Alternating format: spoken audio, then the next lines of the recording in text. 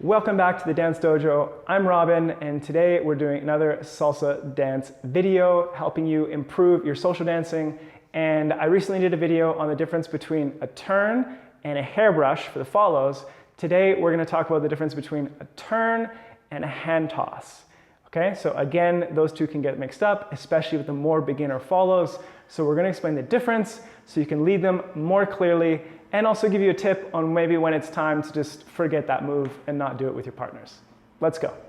And we're back again with the fabulous Emily Sanchez. She's going to help me explain, actually we just did a recent video explaining the difference between a turn and a hairbrush.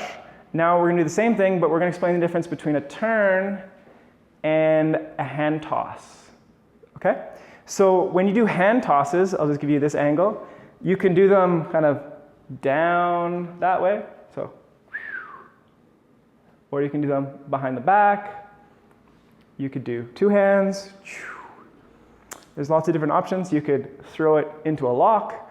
So how does the follow know that it's a hand toss and not a turn? So again, the main difference is, let's say Emily has a center line, an axis. If I want to do a turn, I'm going to make it very clear that her arm is going across her body and around that axis. And it could be around her head, or it could simply be, if we're doing a basic, I could simply send it to the outside, and that's going to tell her to turn. Okay? So now, if I want to do a hand toss, we're going to use this neutral up and down territory again, just like we did for the hair brushes. Okay? So the idea being, you're not crossing that center line. You're not going around that axis of hers.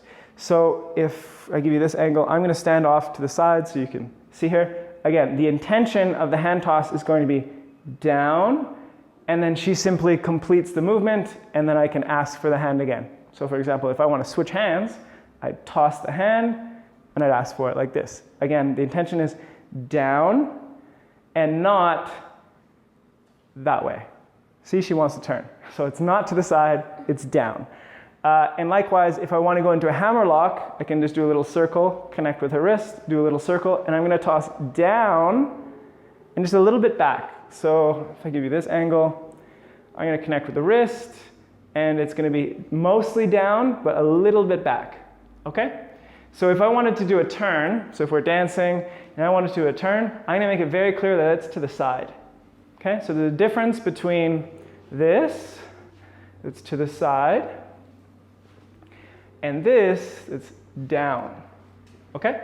Or down in front of the body, okay? So that's the main difference between turn and a hand toss.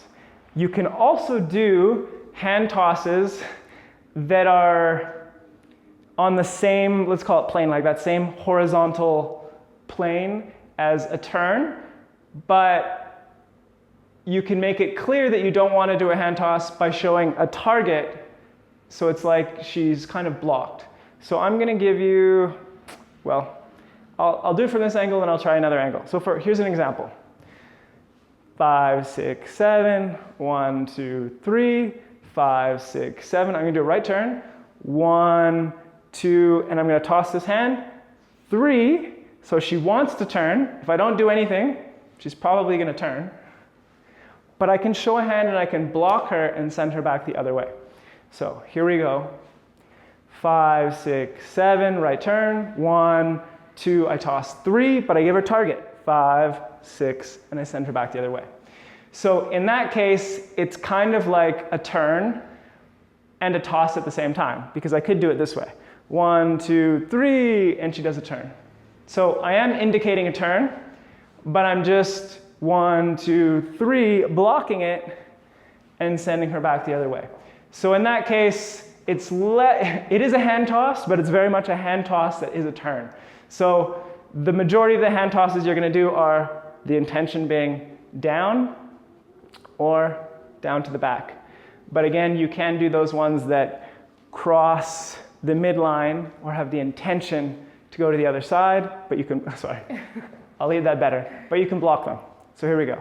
1, 2, 3, I blocked, and I sent her the other way.